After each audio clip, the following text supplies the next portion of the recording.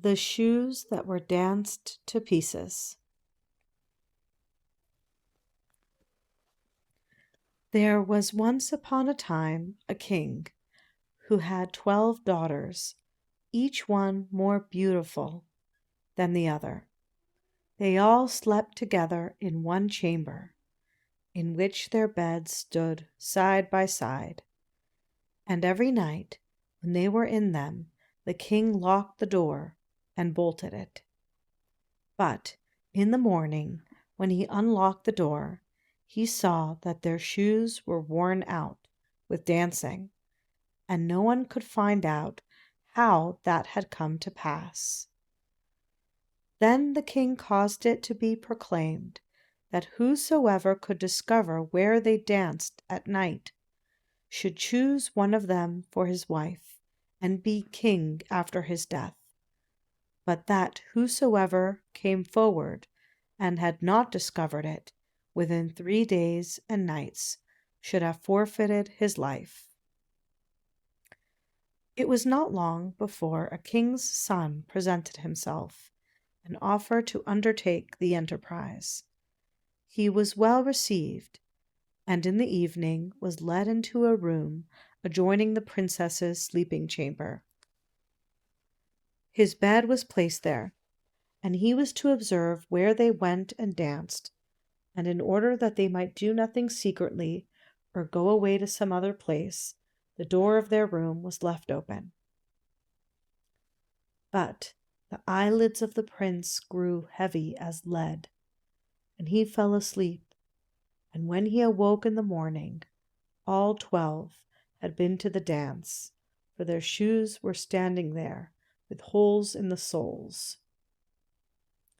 On the second and third nights it fell out just the same, and then his head was struck off without mercy.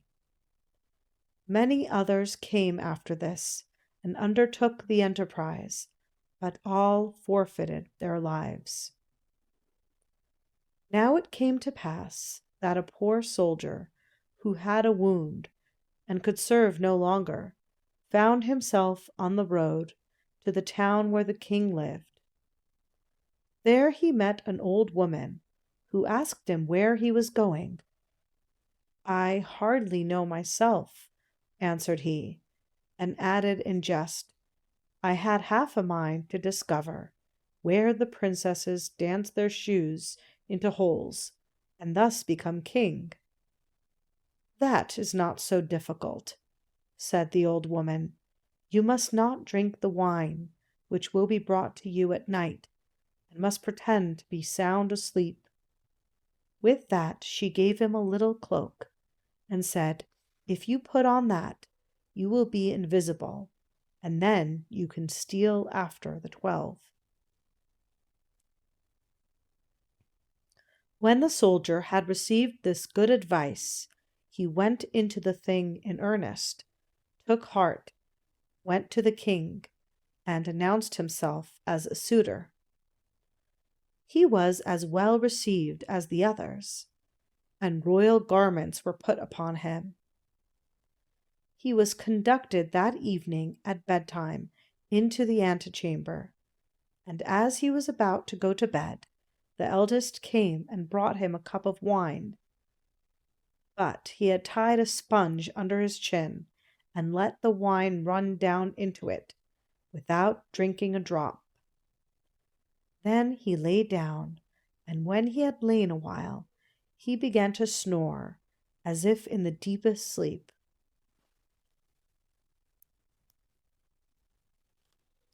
The 12 princesses heard that and laughed, and the eldest said he too might as well have saved his life.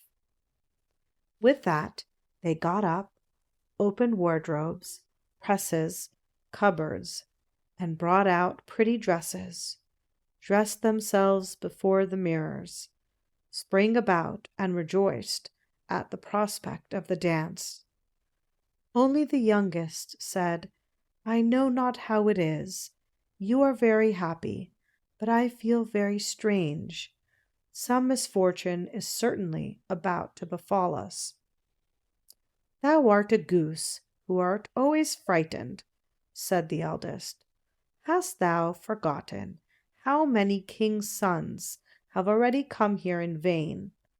I had hardly any need to give the soldier a sleeping draught.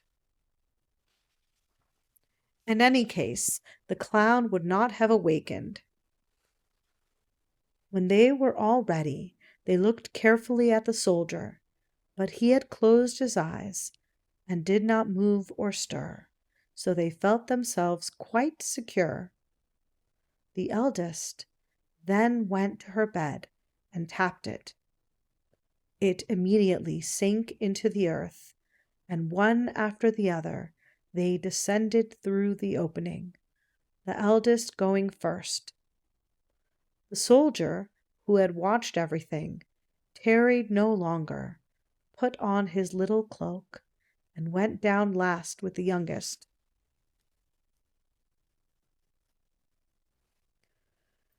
Halfway down the steps, he just trod a little on her dress. She was terrified at that, and cried out, "What is that? Who is pulling my dress?" "Don't be so silly," said the eldest. "You have caught it on a nail." Then they went all the way down, and when they were at the bottom, they were standing in a wonderfully pretty avenue of trees, all the leaves of which were of silver, and shone and glistened. The soldier thought, "I must carry a token away with me," and broke off a twig from one of them, on which the tree cracked with a loud report. The youngest cried out again, "Something is wrong. Did you hear the crack?" But the eldest said, "It is a gun fired for joy, because we have got rid of our prince so quickly." After that they came into an avenue where all the leaves were of gold, and lastly into a third where they were of bright diamonds. He broke off a twig from each, which made such a crack each time that the youngest started back in terror. But the eldest still maintained that they were salutes. They went on and came to a great lake, whereon stood 12 little boats, and in every boat sat a handsome prince, all of whom were waiting for the 12, and each took one of them with him. But the soldier seated himself by the youngest. Then her prince said, "I can't tell why the boat is so much heavier today. I shall have to row with all my strength if I am to get it across." "What should cause that?" said the youngest, "but the warm weather. I feel very warm too." On the opposite side of the lake stood a splendid, brightly lit castle, from whence resounded the joyous music of trumpets and kettle drums.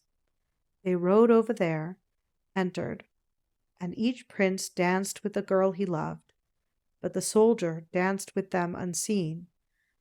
And when one of them had a cup of wine in her hand, he drank it up, so that the cup was empty when she carried it to her mouth. The youngest was alarmed at this, but the eldest always made her be silent.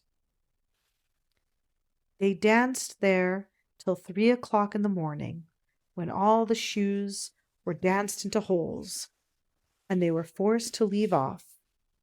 The princes rowed them back again over the lake, and this time the soldier seated himself by the eldest.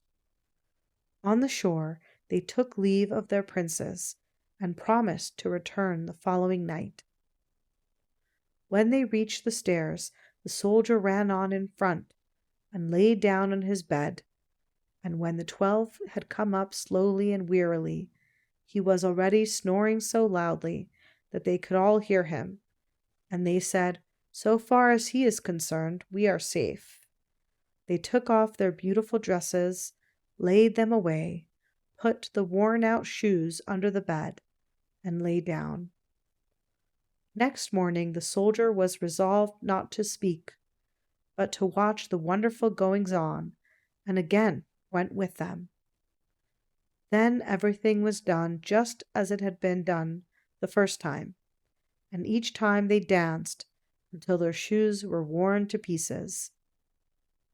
But the third time he took a cup away with him as a token. When the hour had arrived for him to give his answer, he took the 3 twigs and the cup and went to the king.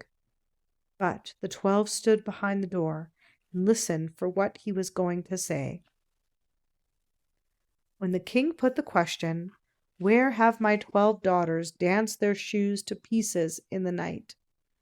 he answered, "In an underground castle with 12 princes," and related how it had come to pass, and brought out the tokens.